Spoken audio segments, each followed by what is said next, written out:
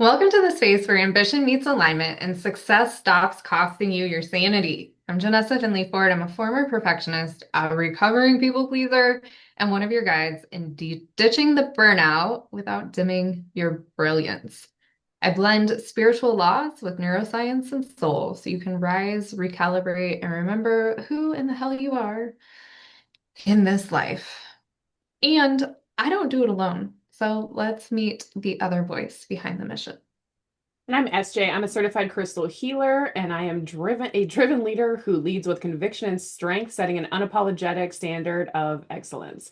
I build high trust communities where candor and accountability forge dependable leaders.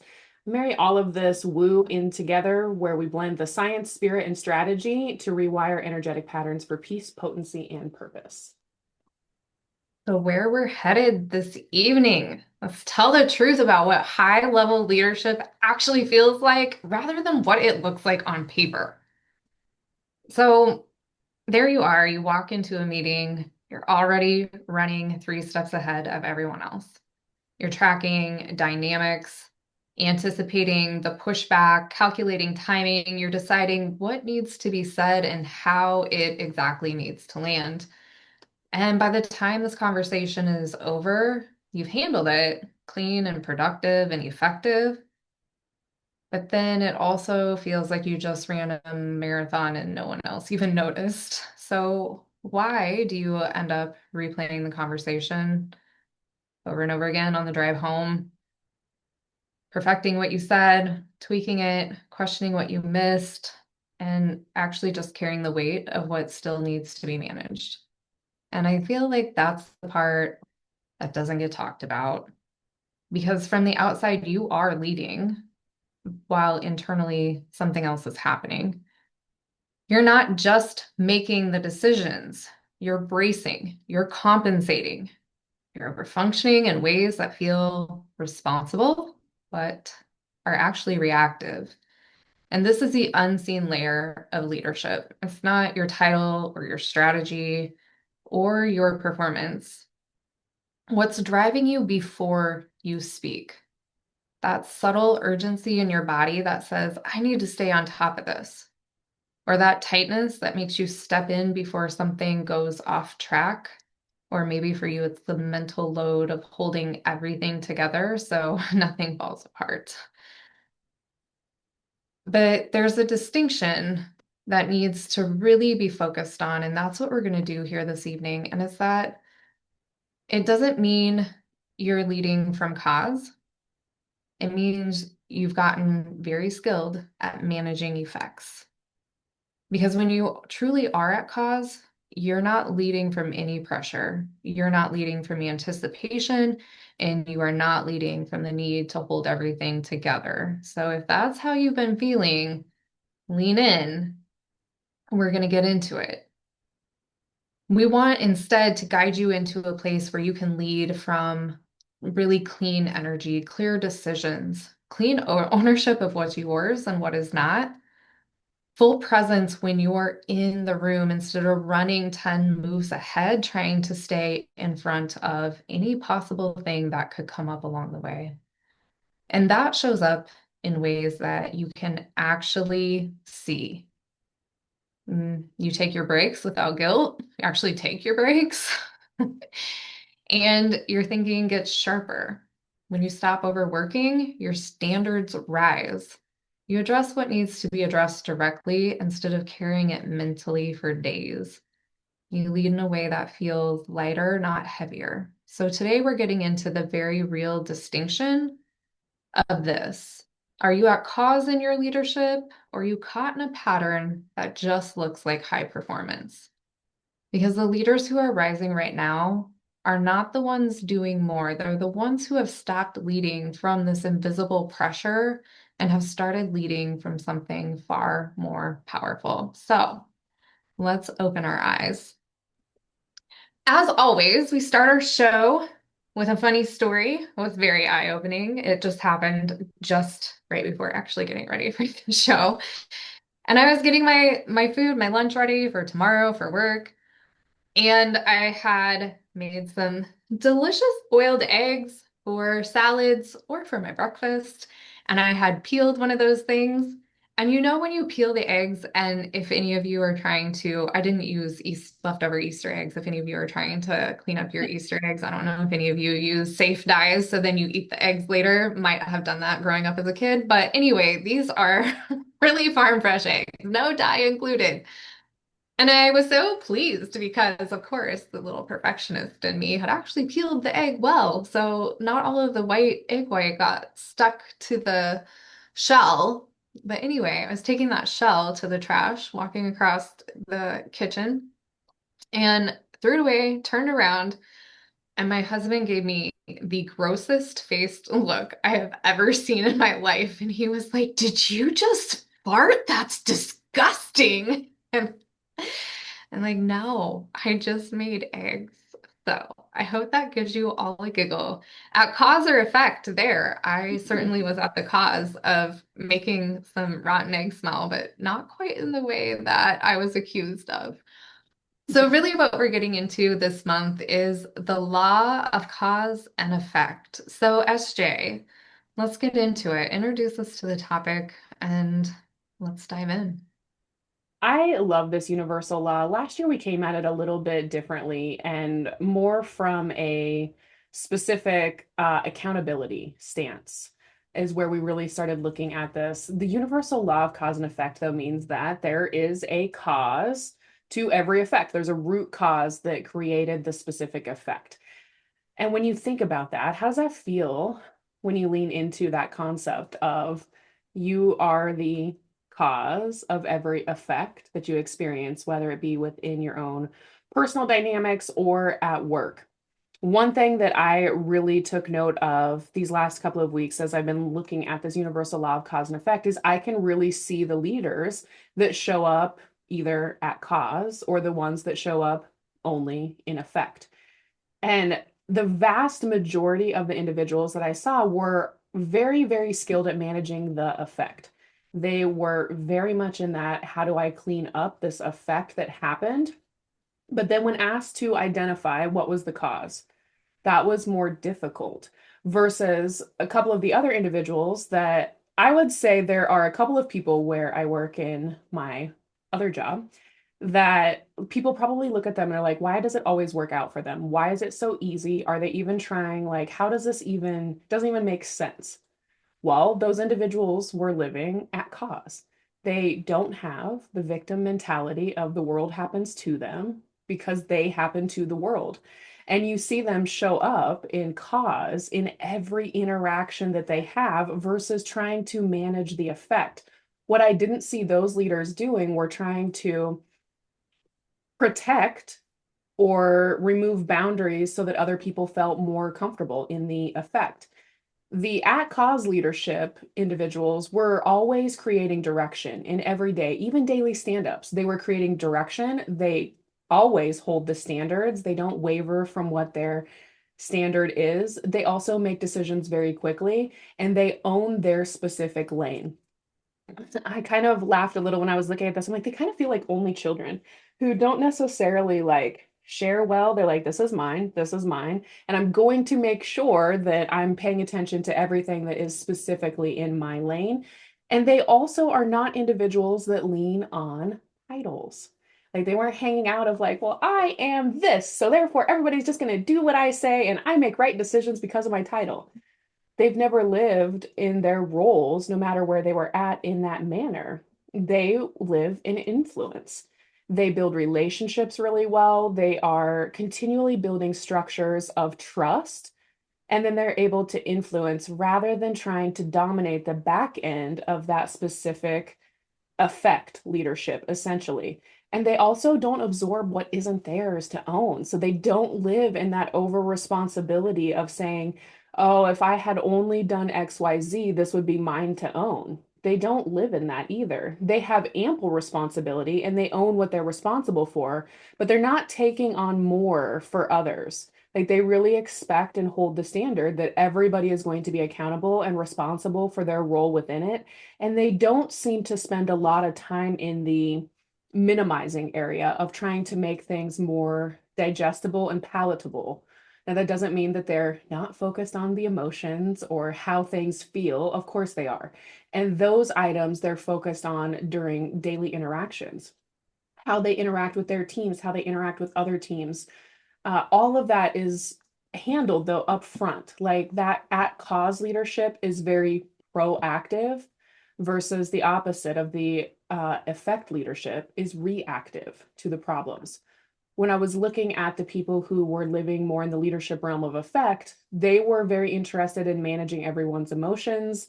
They were not necessarily always anticipating the problems before they were spoken, but they're really conscientious of how could this be at fault? How could I be kind of at fault for these things happening? The over responsibility. They were also over adjusting to minimize or keep things smoother, and they were carrying outcomes as well that were not actually theirs to own. So, why do we do this though? Well, because the latter, living at effect, we're often rewarded for that in the workplace. We're often rewarded for cleaning up the messes and really taking a look at items like having high awareness, emotional intelligence, strong leadership. All of that is important, right? You have to have both. And even the at cause leaders are focused on all of those things. They too have really high awareness, emotional intelligence, and strong leadership skills, but they focus all of that energy up front rather than on the back end of the problem.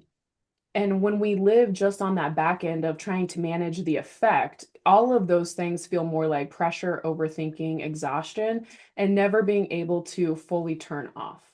So burnout is going to come into play if we're only living at cause and or at effect. You can't be completely in one or the other. There has to be balance between the at cause versus the at effect. You have to have both in order to really be that balanced leader. Absolutely. I think the balance is really where the art of our our leadership and also being human, whether it's leadership in work or leadership in your family, it can be so challenging of finding what is the thing I am to be at cause with that doesn't leave me taking on other people's responsibilities. And where am I being accepting of where I'm being at effect without being disempowered? Now, in the workplace, I think the true mastery of this shows up in an area I personally had to grow into. One example is taking ownership over my decisions. So there's decisions that are going to be made by upper level super leadership. It's going to trickle down, and those you're going to be effective. You're going to have to find a way to adjust and lead the people that you lead to have everyone behind the mission. That's healthy and balanced. But if you're not taking any ownership of your own decisions and kind of pawning off the decisions you are making to upper management, like you never have a decision over anything, then you really are putting yourself in a place of disempowerment and you're fully living from that place of effect. I was having a conversation very recently with my direct supervisor who was giving some examples of different things that different people within the team was doing and the different approaches they were taking. And it's so interesting to see how everyone will find a different way to navigate a scenario. And it really gives you insight to, oh, well, hey, that's a place where I could lean in. I like that a lot. Or, mm, I don't know if that really leaves someone leading versus going along with their team or their group. Now, when you are taking ownership for your decisions and you're not taking ownership of all of the decisions, right? Because there is that like overcompensation that can sometimes blend into control, a little over control freak, where we want to make all the decisions, we're going to call all the shots, and if we have to rein it in a little bit later, so what? And that can kind of create some whiplash because you might be going one direction, then you pivot, then the next, so on and so forth. So it really is, you can't take and make all of the decisions. You can't not own your own decisions and be in a place of empowerment, but you have to find the sweet spot where, okay, these are the decisions that are really in my lane. And another thing that I had to grow into was if I don't feel comfortable making a decision because it's really not in my lane, articulating that and not passively not making the decision. So I believe I understand very well that when I am working in a system, I am like one gear, one wheel gear turning, making the whole system move. And what are the prongs on my gear? What's my zone? What's my lane of genius or zone of genius? And within my lane, as SJ had said earlier. And where do those lines blur a little bit that maybe we could collaborate? And where am I completely stepping outside of my lane if I just take charge? But I have learned that what is really building powerful relationships with other people is when I've been delegated a POC of a project and people are asking me all sorts of questions, but I know those questions are for upper level management. Instead of being the person that is just going to make a decision and beg for forgiveness later, I will say, well, this is what our policy is. This is what I know I've spoken with upper management about. I know this is their position. It's not my decision to make, so please follow up with them. And then, of course, there's also been conversations with upper management when I am the POC on those projects of what I'm seeing, being a lower step down in the weeds of that project to help them make that final call. And so, really coming alongside and collaborating in kind of that gray area and giving everybody a voice. So I really feel like that is a really clear example of what it looks like to live in the balance and harmony of being at cause and at effect at the same time, because what we're really asking ourselves to do is to hold those two opposite opposing positions simultaneously. And for our black and white brains, they can often be like, no, it's one or the other. But it's really when you're able to do both and to do it uh, in an art form that it strengthens everything. It makes your workflow easier. It doesn't enable anyone around you. It empowers the other people that you work with. All of the gears turn instead of one gear trying to turn everything and the other rusty gears not really moving in that system. And so this is the concept that we're really calling you forth to come forward and step forward here this evening in finding that balance of where you know what is yours to take effect and be at effect with, where to take the inspired action and to focus your energy, and where you can align yourself in harmony with the effects of other people's ripple around you without rocking the boat and turning that ripple into a wave. Yeah, absolutely. I think some like real world examples of how this stuff can show up can be helpful with seeing it too, because we definitely have different paradigms. When I was thinking about how this showed up for me, it definitely showed up as over responsibility, and living at like all of this stuff is mine. I should have figured this out. All of the I should haves, right? If you catch yourself I should having all over you or anyone else, there's probably an imbalance, right? Like this is one of the best things Janessa has ever said to me is if we're should having all over, like we should definitely work some energy here because something is off. But if you are really looking at those areas of what could you have done differently to have carried a whole team, or finding yourself saying like, I shouldn't have trusted them to get this done. I don't know why I didn't check. Not only are you taking on over responsibility, but you're also preventing them from having the experience of accountability on the flip side of that as well, and just allowing them to own their part, which means you will likely create a pattern where you keep having to hold all of the responsibility and they never find their own accountability within it, to where you repeat the cycle. The pattern of these problems is going to keep coming up. It can also look something simply like being in a meeting where somebody's just off. They're really quiet, they're disengaged, they're not really participating. And you can tell. So, like, what do? You soften your tone, you reframe your point, you over explain to try to get them to like buy into what you're saying. You try to prove that you have good intentions, right? Or even maybe you circle back later just to check in. And then you leave that meeting thinking, what did I do? Like, what happened? Did that land? Should I have said it differently? Is something off with me or the team, or like what's going on? And then you move into that imbalance too, because realistically, like their disengagement wasn't even yours to carry. If they're choosing to not participate or advocate for themselves, that's likely not yours to really own the at cause of that effect. That's whatever their cause that they probably need to identify. Their reaction also isn't yours to manage, and their clarity certainly wasn't yours to have to overcompensate for either. So instead of, really just allowing, living in the state of allowance, which this could have been a funny story of Janessa trying to help me get to a place of allowance and why it's really awesome. We could have for sure used that this week because that was a rough one. Instead of living in a state of allowance, you just want to fix it. You want to smooth it over. You want to adjust it. You want to get them to understand. But that's where you're going to hit that over responsibility again. You're just being over responsible for their emotions or their lack of participation.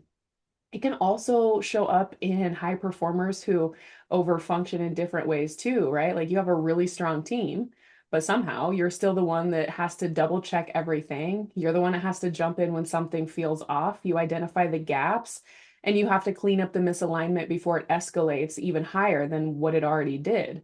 And you probably tell yourself, well, I mean, if you're a 7, you probably tell yourself this, probably a 3 too, like, I'm just smarter, or I just have higher standards, could be another verbiage, or I'm just more dedicated to the mission. Like, there's so many different things that we probably each tell ourselves for why this happens, which is really just an excuse. But also, you don't trust them to hold the standard without you. You don't trust yourself to just let it play out. Like, you're not in that state of allowance of, but what happens if I don't step in early? Like, does the sky fall? And if it does, how do the other team members respond? And also, we rob them of that ability to grow as well if we're always stepping in. And it's a little bit counterintuitive when we get to the end and we're always angry of why am I always the one that is having to figure this shit out? Well, because you've created that dynamic of cause and effect, right? You have created a dynamic of dependency, hesitation, lack of ownership because your team learned, well, she'll figure it out, she'll catch it. So you are living in that managing the effect. So even those high achievers that are like, I set up every day and every meeting to be successful, if you're overcompensating still and holding that burden, then likely you are still creating that over dependency, which is not a balanced cause and effect either. The last one I'll share is the emotional load that nobody sees. This one is not me, but this is going to resonate with lots of people, I'm sure, as I was asking my fellow feelers out here in the world of, is this one real? This one was one of them that made more sense or felt more true to them. There's certain people where you're always the one that they come to. They want you to hold space for them, regulate the room, or absorb tension and stabilize it, help them kind of walk through their emotions or whatever is going on. And this is praise, right? Because you're building relationships, you're building trust, you're creating a safe space for your team members. But also, what could be happening if this becomes a pattern to where you don't have them own those emotions and ensure that they are also navigating work in a professional manner, then you could also be the one that's actually processing the emotional energy for them that isn't yours. You could also be carrying the relational weight that wasn't really yours to resolve the dysfunction between them and another person. Or you could be staying in the dynamic longer than you really needed to. Right. So you're allowing this to be a repeat problem where somebody comes to you to solve their emotional debt rather than leaning into being responsible for it themselves. And then you go home and then you're still holding it. And then it's still bothering you. You're trying to figure out, like, how do I get them to let go of this? Or how do I get them to lean into conflict resolution? Like, how do I do all of these things where, again, you are carrying both the emotional load, but also the responsibility to figure out how do I resolve this for the other person instead of, again, living in that state of allowance where maybe this is theirs to learn. Maybe this is their learning to figure out how to gain capacity in a manner that's going to help them be successful at work too. And this is not my, if we've listened to me in years gone past of emotions have no place in the workplace. Save that for your pillow at night, right? Like that's not what I'm saying. This is not about caring less or not putting any value into emotions. That's not at all what I'm saying within this.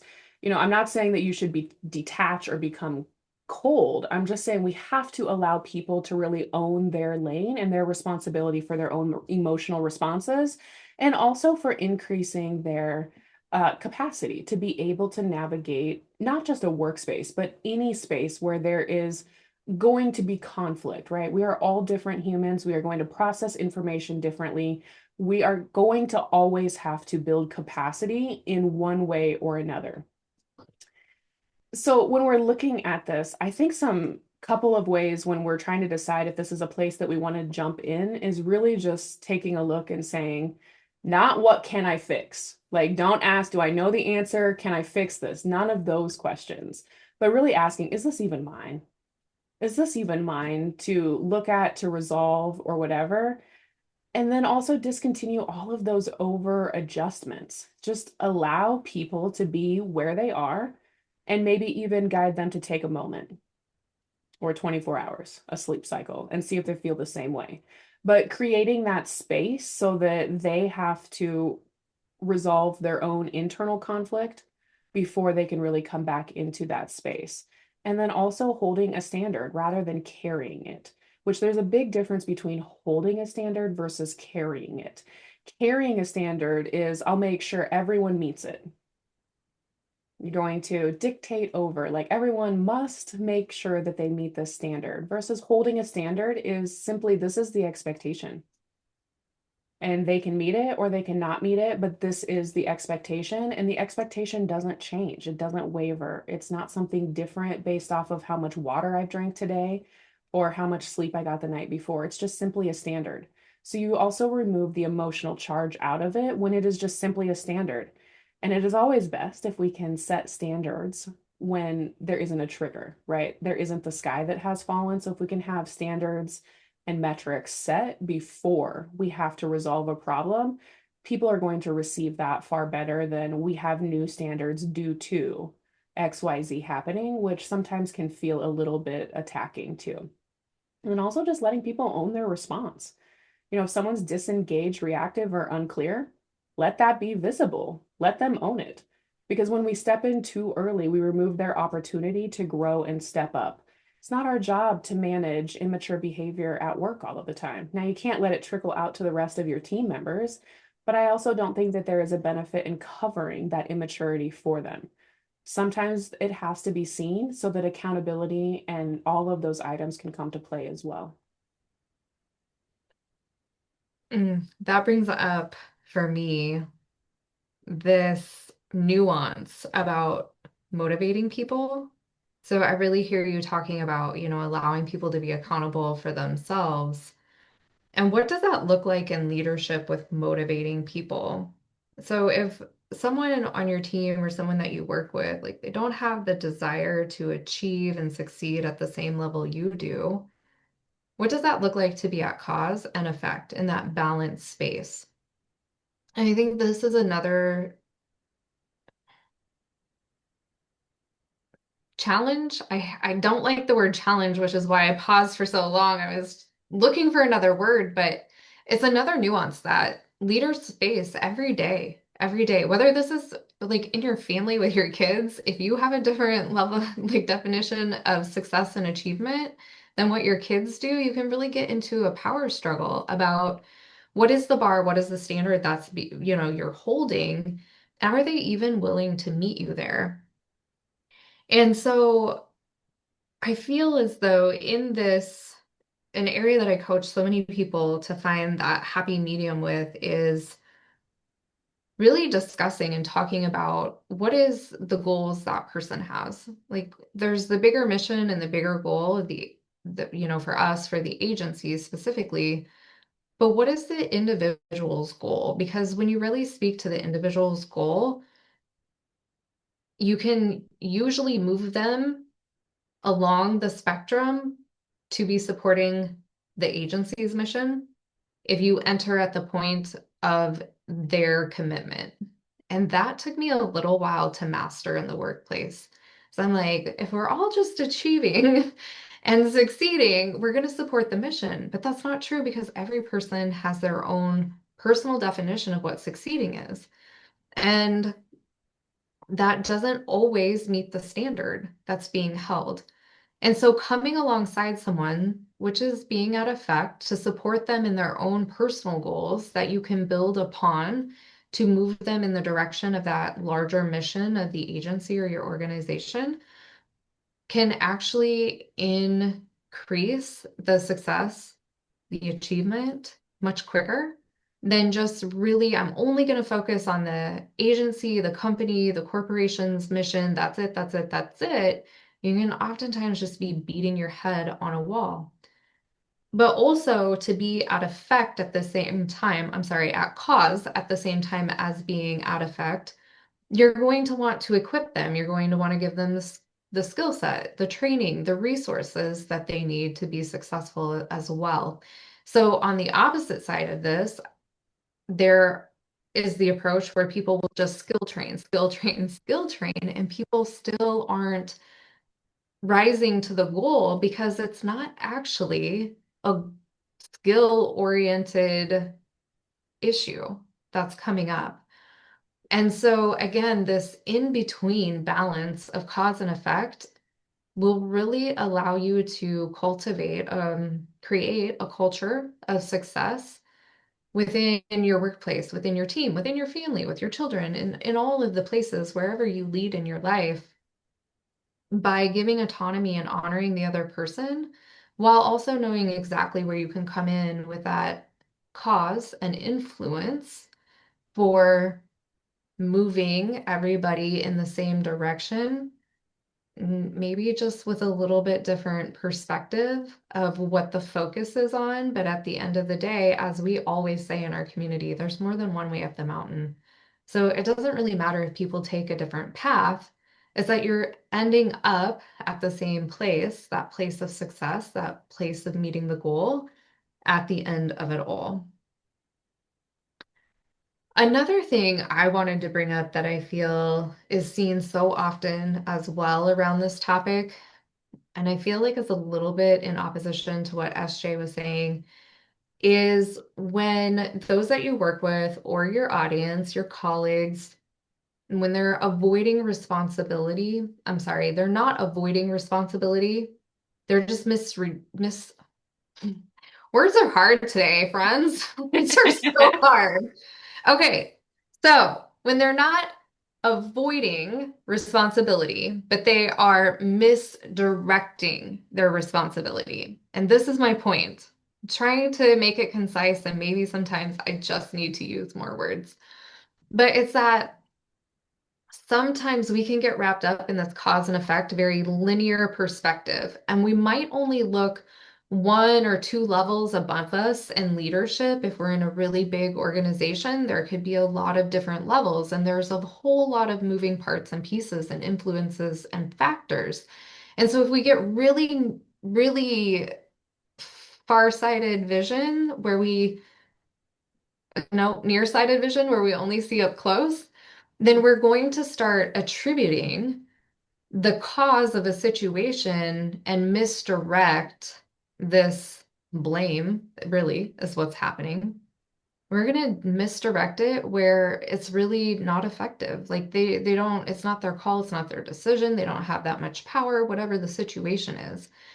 And so instead of coming back and looking at, okay, this is where I am at effect of, recently within the government, there's been a lot of different agencies who have had their head secretaries and the high up positions being replaced. And that has a ripple effect. And instead of really taking into account at that high level, where are we at effect because of those situations, misdirecting the fact that there are these inconveniences and challenges within the workplace to our local leadership, which, for me personally, when I look at it, I'm looking at it from a bigger picture where I feel like the cause is coming from a much higher system, right? Like the big, big gears in the system and not the little gears that are right around us that are creating things to move differently. And so we do need to constantly be testing and stretching our perspectives of full picture understanding of what is happening around us. And then being able to accurately assess, again, coming back to what I said earlier, and not to beat a dead horse, but where can I settle in and rest in the fact that these things are transpiring? And if I try to tackle the world and make all of these choices, decisions, and actions right now, I'm overextending myself in very ineffective ways because it's not going to get the system to move. So, accurately assessing where do I need to lean back and accept the effect of other things going on around me? And where can I lean in really effectively and, of course, efficiently, because I'm an Enneagram 1, to create cause to adapt to whatever those situations are and to not be misdirecting or blame shifting away from your own control. So, a recent conversation I had with someone, they were saying really this disempowered stance because of X, Y, and Z and all of these other things that were happening. And at a really local level, they weren't doing this and they weren't doing that. And this isn't happening either. And I had to take pause and I looked at it from that perspective and I'm like, well, that's a different way of looking at it. I can't meet you there and I can appreciate your perspective, but this is what I see. And I was looking at it from a much higher level up. And I think that really did, if nothing else, create a little less angst for the situation. It didn't immediately shift the situation. Like we're still sitting in the middle of the same challenges, if you will. But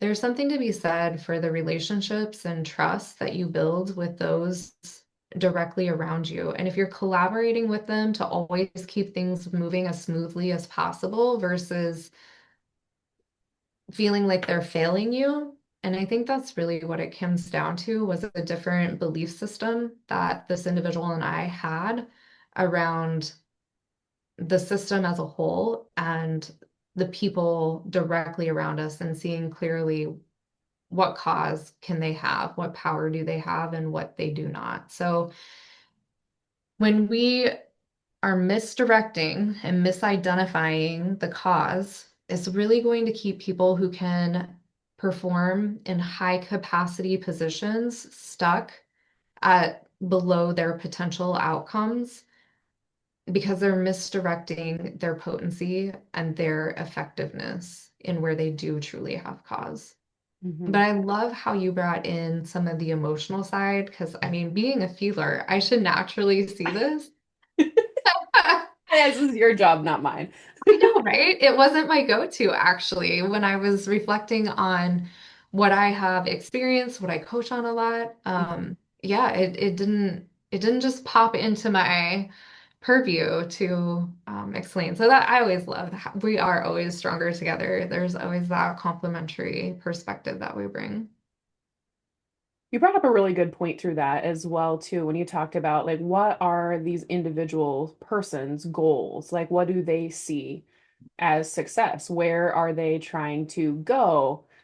And I think that is one thing as leaders that we often don't want to accept the answer, right? Like sometimes people are happy exactly where they are and don't want to do anything different. They don't want to go anywhere else. They don't want to learn anything new, which seems like blasphemy to me. What do you mean you don't want to learn a new skill? Mean.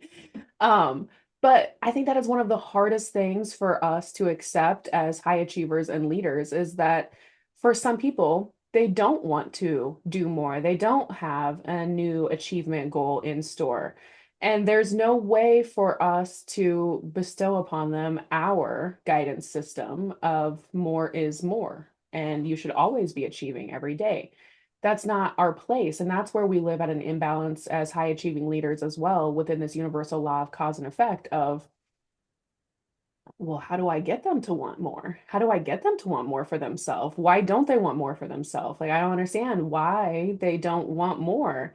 And sometimes we just have to accept that if they're meeting expectations, okay, I guess it is what it is. And we'll assign them mundane tasks of same shit day in and day out, but also really leaning into the not everyone is a good fit for the teams that they've been placed on. And sometimes that is the lesson within the universal law of cause and effect is accepting that this is a bad fit. And the effect of that is we have to relinquish the control over letting them get better or allowing them to even stay on the team when they are bringing the rest of the team members down. I think that is a really hard place for most high achieving leaders to sit in is making that type of decision as well of how can I be both in balance of at cause and effect with that type of a decision where the individual is just no longer a good fit. And how do you make those decisions? Are there standards in place that you can make them? Is it a feeling? And have we done our due diligence of documentation as well so that, of course, that person can see and then make a decision, right? Because the documentation is, in my opinion, upfront should not be with the goal of getting rid of. Documentation like PIPs and things like that should truly be to provide opportunity for change, right? In my mind, those should always be opportunity based and not outcome based, of get rid of the human. And I think sometimes that gets flawed within a lot of environments, not just the government, right? Like a lot of places, I think, utilize performance improvement plans in various ways that are not necessarily helpful for providing opportunity. One other topic that I wanted to touch on too is that I think there's an addiction identity to a lot of this as well. Um, I can admit that I am certainly an adrenaline junkie. So being selected as the human to come in and clean up the fucked up thing that's terrible and destructive and not working, I love that. Like, I like the adrenaline rush of coming in, fixing, cleaning something up. Of course, I love figuring it out, right? Like, I love figuring the puzzle out of how do we do this. I also think, though, on the flip side of that, or in paradigm with that, it's an addiction to being needed. Who doesn't want to be needed, right? Like you really want people to reach out to you, to need you. It's that connection part. It's really that, especially I think a lot of us probably didn't have a lot of validation as children. So when you get that validation at work of, I need you, like, I need you to come in, and they use those words too, right? Like, we really need you to come in and fix this, or we really need you to come in and figure this out. And I think this is one of those hidden like addictions to being needed is 100% ego based, right? Like this is the ego that we are feeding. This is not some like, oh, I'm balanced and heart centered and this just feels so good. So it can't be ego. No, this is 100% ego based because it feels like, oh, well, I'm reliable. People trust me with responsibility. I must be such a great leader and I deliver so many great things that they trust me with this. But with that, there is definitely an identity that we have tied to being the one who holds it all together, or the one who figures it out, or the one who cleans it up. Like insert your identity ID that you've now created for yourself. And then when you get tired of it or burnt out, which you will inevitably, sometimes it'll take longer than others, but you will eventually get burnt out of being used because that is often what is also happening with this. Then the resentment sets in, right? Then we start to resent the process. We resent ourselves. We resent our teammates. We resent our team members. We resent our peers. We resent leadership. And we just get a little bitchy about why am I always the one that's asked to do all of this stuff? Well, because you created the identity that you like it. You want more of it. You wanted to be needed. And of course, the pendulum has to swing in the opposite direction for you to realize sometimes that that is what happened. And now it's time to come back to center. And often when you have these addiction IDs going on within this, it can sound like things like, if I don't step in, it's all going to fall apart. Well, if I don't do it, no one will. It's just easier if I do it. That's my personal favorite. Like it actually takes me less time if I just do it myself. And then I get really pissy when I continually have to just do it myself. Or we say things like, I can handle more than they can. And sometimes all of those things are true, but they should not be the norm. None of that should be the normal response that happens. The one offs, absolutely. Like stepping in to be helpful of your team members in those different ways, sure. But when that is literally the pattern in the day in and day out, it is likely an imbalance that is coming up too. Because like you've tied your entire identity to being needed. So then you are also going to unconsciously and possibly consciously even create environments where people need you, which is also disempowering those around you. It's so very true. I could just feel my body lighting up as you talked about that. And there's something to be said for this personal development work and the ripple effect into work, because while you might not always be triggered in a negative way, sometimes you're triggered with the yearnings that you want that make you feel so fulfilled instead of being fulfilled simply because you're you and you're God's masterpiece. But as my body lights up, it's the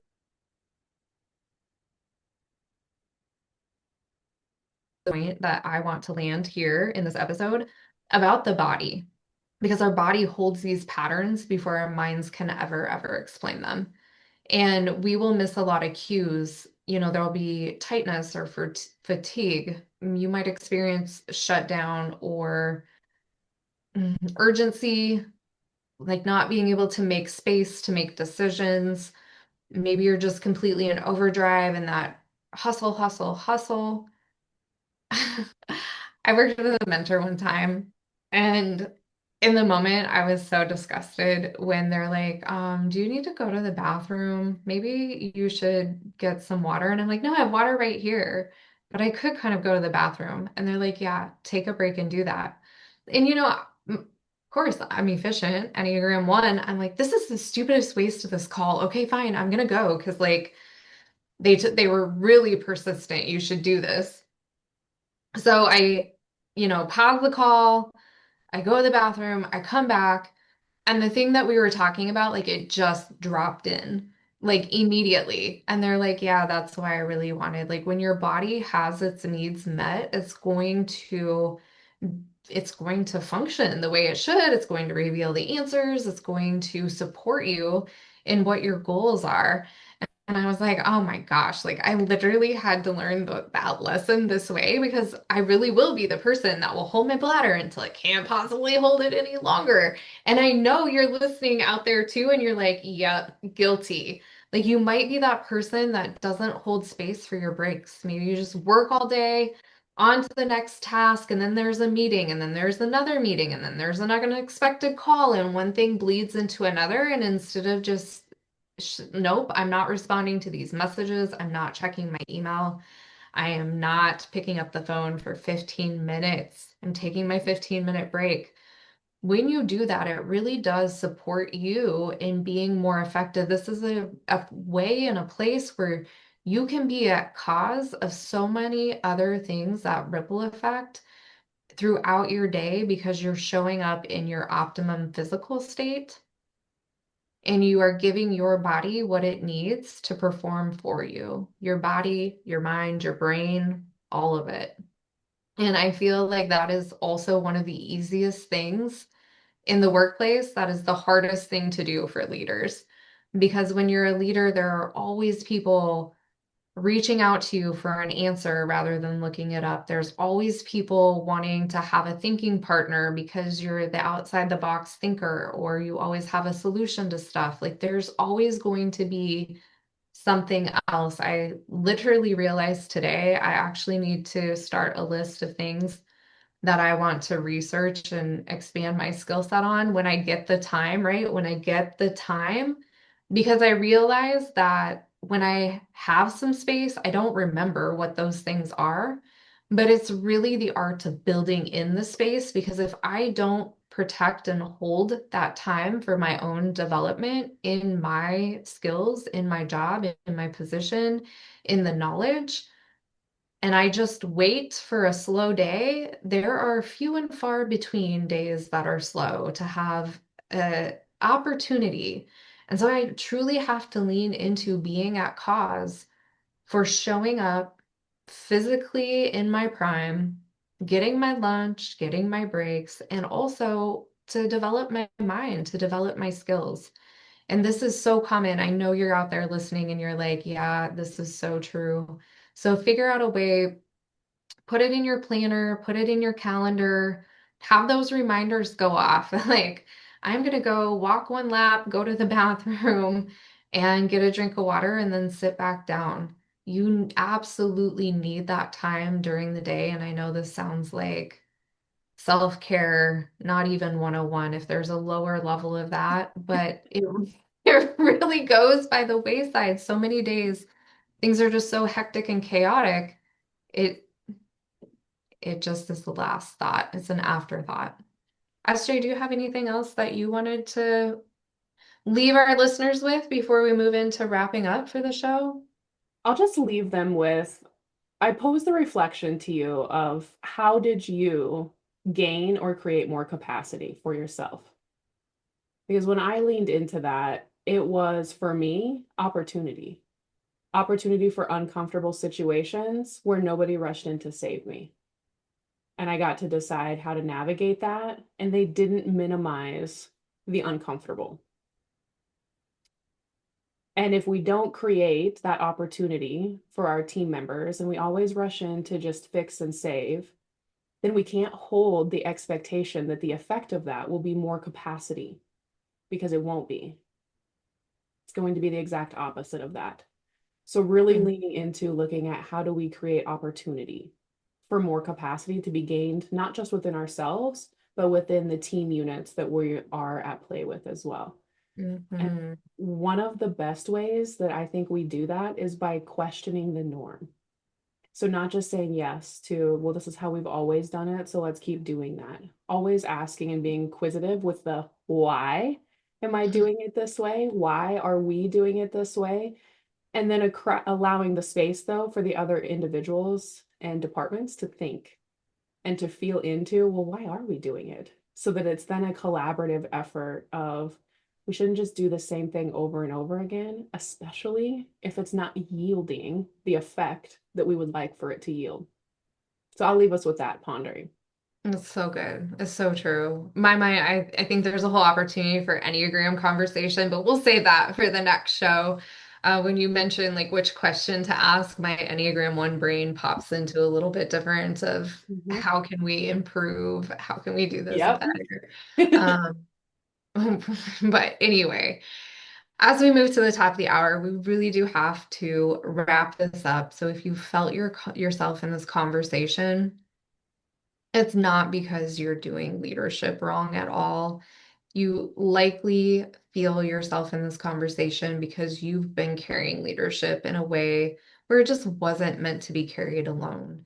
Whether you're dealing with the overthinking or the constant anticipation or the pressure to stay ahead, stay sharp, stay responsible for absolutely everything in the room or on your team. And you find that it really does work until it doesn't. Because at some point, high performance without really clean causation turns into quiet exhaustion, and that quiet exhaustion will snowball into complete burnout. And the shift that we're really pointing out today is that not everything is yours to carry, of course, and not everything is yours to fix. Everything is yours to decide. Because real leadership is not just about stepping into cause, like we talked about earlier in the show. It's about knowing with precision where you are at cause and where you are cleanly at effect, not a disempowered effect, but cleanly balanced effect. This is where you lead and where you allow. It's where you hold standards, like SJ talked about, and where you stop over functioning in systems that were never that part of it, yours to control. That level of clarity doesn't just change how you work, it changes how you feel in your work. You'll show up lighter and cleaner, more decisive, less entangled. And that's exactly the work that we do inside Stronger Together. This is not a space where you're handed more strategies to manage your time or optimize your performance. This is where you learn how to stop leading from that invisible pressure that builds within you. Inside the room of Stronger Together, you'll start to see where you've been over responsible and thought you were just being accountable. And you're also going to see how to release it without dropping your standards. You're going to start to see where you've been living at the effect of others and how to shift back into real clean authority. You're going to see how to bring your A game without burning through your energy, your breaks, or your body to do it, and how to lead in a way that's aligned with you, not just modeled after what you've seen work for someone else, because that's the surest way to have it not work for you. And overall, the goal is not to do less, it's just to stop doing what was never yours so that you can show up fully for what is actually yours to do and do it really cleanly.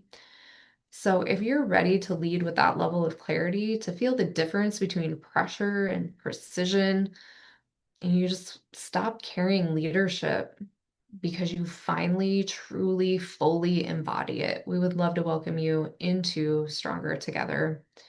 Because powerful women, you don't need more pressure. You need the right room to be able to rise in. And you can find that room at www.strongertogetherinstitute.com. We'll be back here in 2 weeks. And until then, keep your eyes wide open.